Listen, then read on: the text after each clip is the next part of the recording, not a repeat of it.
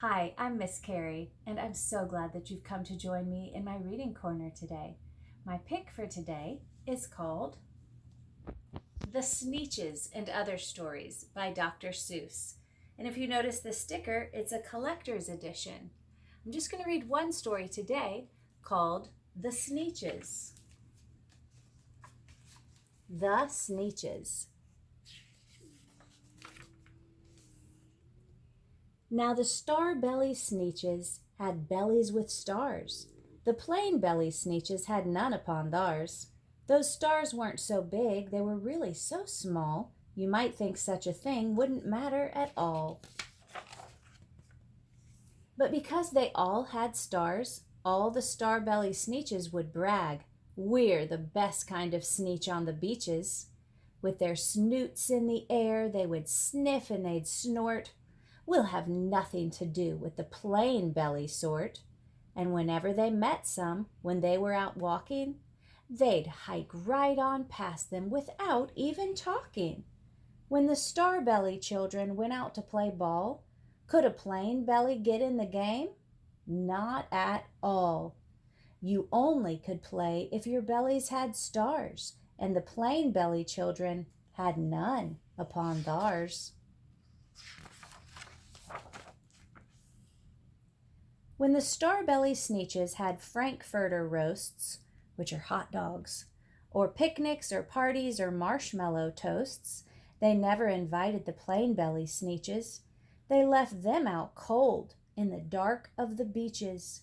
They kept them away, never let them come near, and that's how they treated them year after year. Then one day, it seems, while the plain belly Sneetches were moping and doping alone on the beaches, just sitting there wishing their bellies had stars, a stranger zipped up in the strangest of cars. "My friends," he announced, in a voice clear and keen, "my name is Sylvester McMonkey McBean, and I've heard of your troubles. I've heard you're unhappy, but I can fix that. I'm the fix-it-up chappie. I've come here to help you. I have what you need, and my prices are low, and I work at great speed, and my work is 100% guaranteed." Then quickly Sylvester McMonkey McBean put together a very peculiar machine, and he said, "You want stars like a star-belly Sneetch?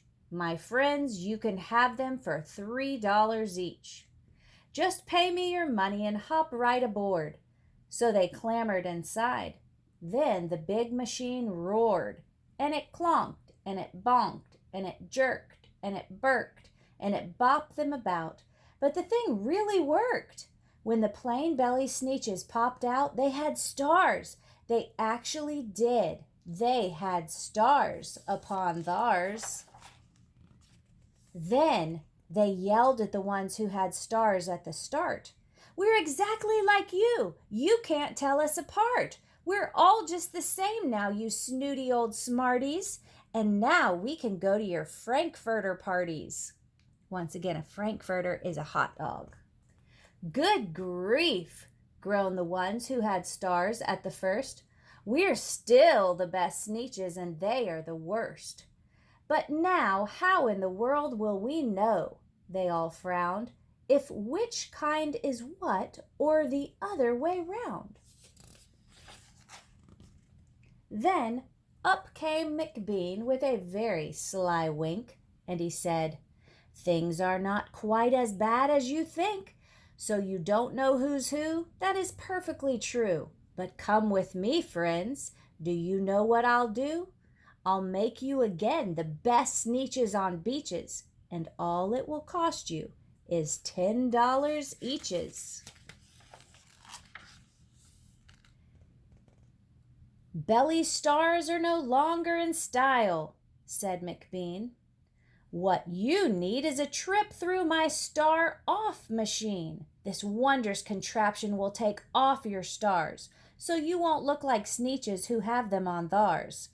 And that handy machine, working very precisely, removed all the stars from their tummies quite nicely. Then, with snoots in the air, they paraded about, and they opened their beaks and they let out a shout.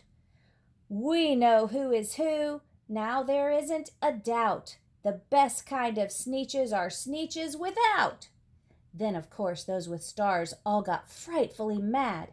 To be wearing a star now was frightfully bad. Then, of course, old Sylvester McMonkey McBean invited them into his star-off machine. Then, of course, from then on, as you probably guess, things really got into a horrible mess. All the rest of that day on those wild screaming beaches, the fix-it-up chappie kept fixing up Sneetches. Off again, on again, in again, out again. Through the machines they raced round and about again, changing their stars every minute or two. They kept paying money, they kept running through, until neither the plane nor the star bellies knew whether this one was that one, or that one was this one, or which one was what one, or what one was who. Then, when every last cent of their money was spent, the fix-it-up chappie packed up, and he went, and he laughed as he drove in his car up the beach. They never will learn. No, you can't teach a Sneetch. Look at all that money. I don't think Mr. McBean cared about them. He just cared about money. But McBean was quite wrong. I'm quite happy to say that the Sneetches got really quite smart on that day. The day they decided that Sneetches are Sneetches, and no kind of Sneetch is the best on the beaches. That day, all the Sneetches forgot about stars, and whether they had one or not, upon theirs.